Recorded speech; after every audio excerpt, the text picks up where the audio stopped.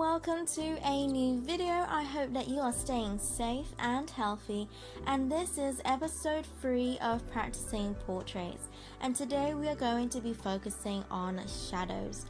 Focusing on the different types of shadows, how to separate different values, the do's, the don'ts, and practicing what I have learned and telling you my thoughts through this process. Let's get into it. Okay, so since I found Proko's videos on the Loomis method to be extremely helpful, I thought that it would make sense to carry on using his teaching materials to help me learn about shadows. If you want to see his videos that I made notes on in this video, then they will be linked below. Incredibly helpful, highly recommend his videos. Okay, I started off by making notes on his 2 videos, and the first is the explanation of the different types of shadows, which shadows you should focus on the most that are necessary to bringing out the forms that you are shading, and the importance of separating the light and the shadow family. A key thing to remember to having disciplined values is to keeping the lights and the shadows apart, each with their own tonal value.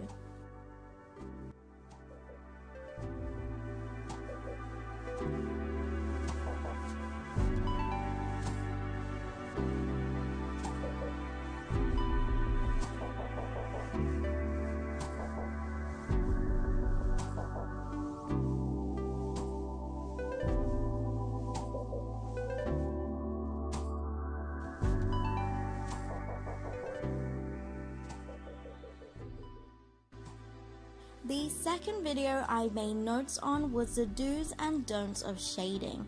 His first tip was to know your fundamentals first. I think this is very true and important.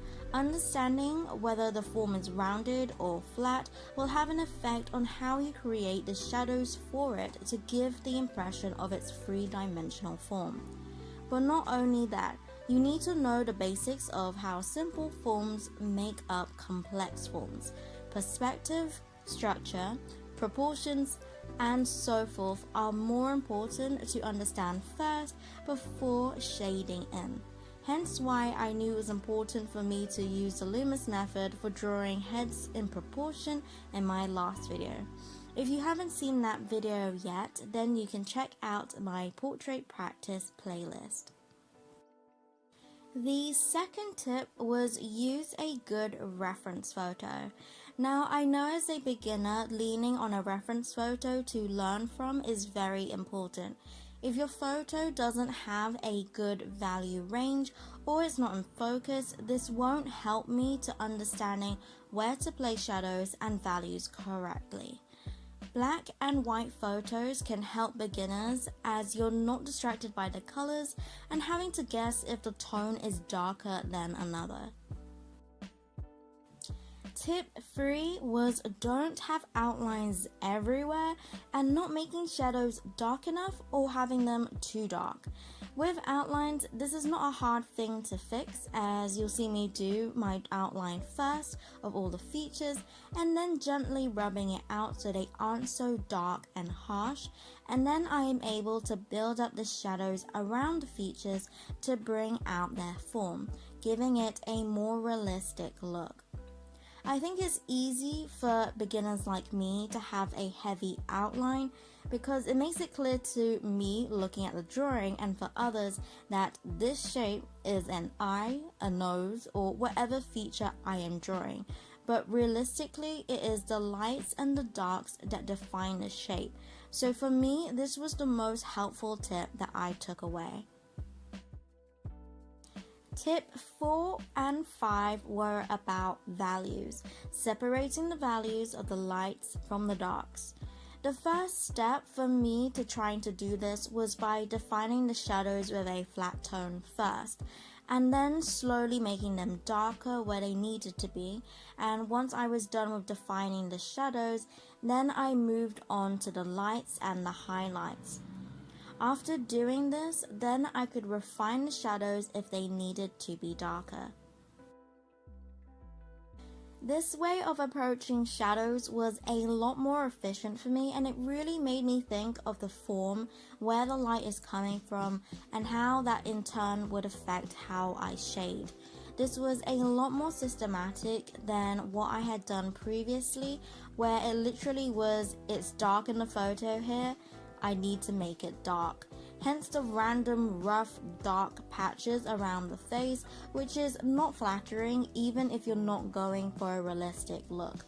Blocking out the shadows first and then doing the lights helped me to build up that gradation of value, which made the face more realistic but also made them look more convincing with more disciplined and structured shadows.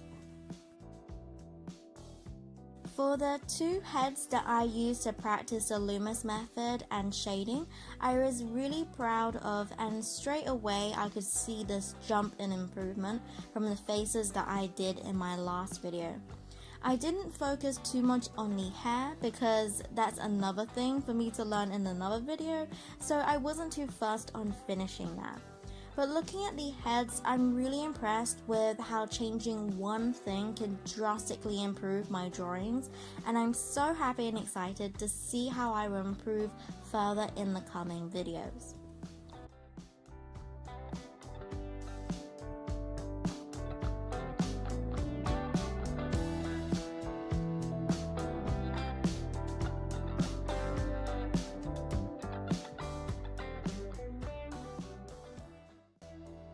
I found that I really took my time to do the shadows, even though I am faster with drawing the head.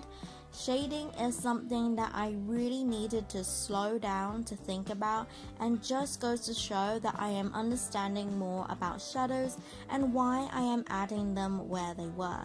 Now, I'm not going to lie, I wasn't thinking in my head the name of each of the shadows, but I think for now focusing on separating the lights and the shadows with a core shadow first was really helpful for me.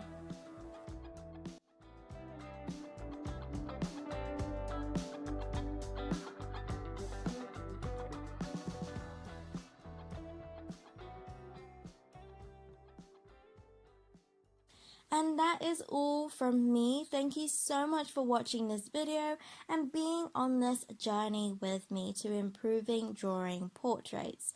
Don't forget to subscribe so that you can watch future videos all about portrait drawing, as well as how to paint with watercolors. And as always, God bless, and I'll see you later.